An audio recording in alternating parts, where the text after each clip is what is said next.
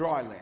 So the point I'm making, Madam Acting Speaker, is that all of these wells are going down in the very productive agricultural areas of Queensland.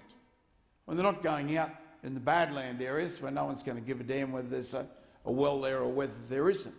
Now, Madam Acting Speaker, the other little geography lesson, which the House obviously needs because they wouldn't have passed such ridiculous legislation allowing this coal seam gas to go ahead, if they knew this fact, that the cattle and sheep industries of Australia, producing about a third of our entire agricultural export earnings, about 10,000, maybe as much as $12,000 million a year, and creating, particularly in the beef industry, where the processing side of the industry is huge, some 40 or 50,000 jobs, Madam Acting Speaker. That is dependent upon an underground aquifer services. The great Ben Chifley, amongst his many great achievements, introduced Trans-Australian Airlines, and he wanted competition in the marketplace. He wanted a benchmarker for pricing so that they couldn't just charge what they liked, people like Ansett. And he also wanted to provide services so that people all over, wherever they lived in Australia, wouldn't be far away from an air service. And that was his dream. And it was also my granddad's dream. So they founded this great company, which today we call Qantas, Madam Acting Speaker. Now, it's been taken over by a grubby little group of slithering snakes from Sydney. And if my language is a bit self-indulgent, Madam Acting Speaker, I think I'm entitled to a little bit of self-indulgence on this issue. See, because what they've done is the complete opposite to what the great people like the Fish family that put in their money to establish this airline, and my grandfather and the many other people that were early investors. He wasn't the first line of investors, but he most certainly was one of the early investors. Alexander Kennedy, famous pioneer in that area, mention his name as well. Madam Acting Speaker, the current board is doing exactly the opposite. They are flogging off the airline, cutting the services to make themselves rich. I mean, they're sacrificing the services to the Australian people to make themselves richer. The complete opposite of what the Fishes and the Kennedys and the Browns, as they are now, that family, and the Catters, exactly the opposite of what they did. They sacrificed themselves to help their country. This mob is sacrificing the interests of their country to help themselves.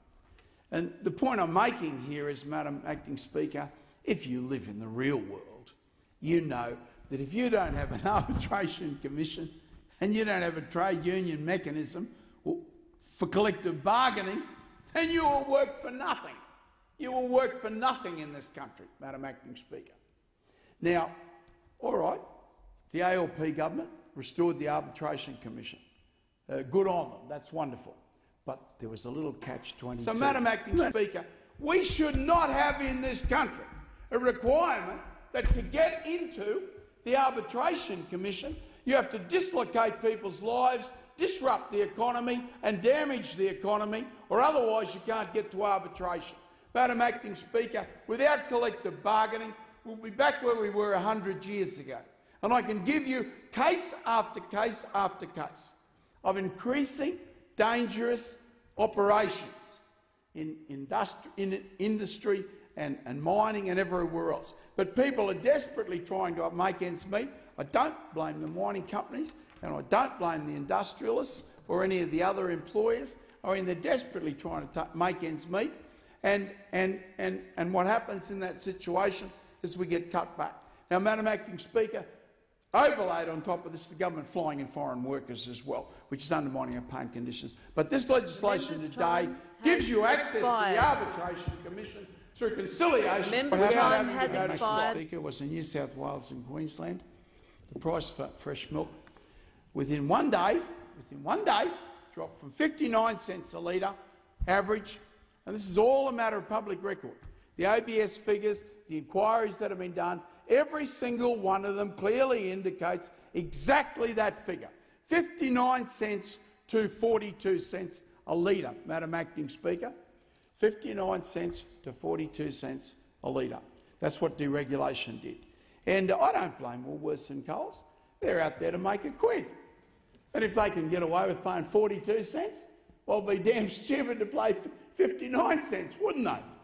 And if there are social dislocation on the issue, then that's a matter for government to address, not Coles and Woolworths. They're not there to be seen anyone else. And many towns like Mackay, Mount Isa, and even my hometown of Cloncurry is getting like Spot the Australian here because they're all foreign flying workers. And if they're working for Australian paying conditions, then I'm a Martian astronaut, Mr. Acting Speaker, I can assure you. And all of this to make Mrs. Reinhardt rich. I mean, you must really be very committed to looking after the billionaires of Australia when you've given all of the gas resource away to foreigners. Time has expired.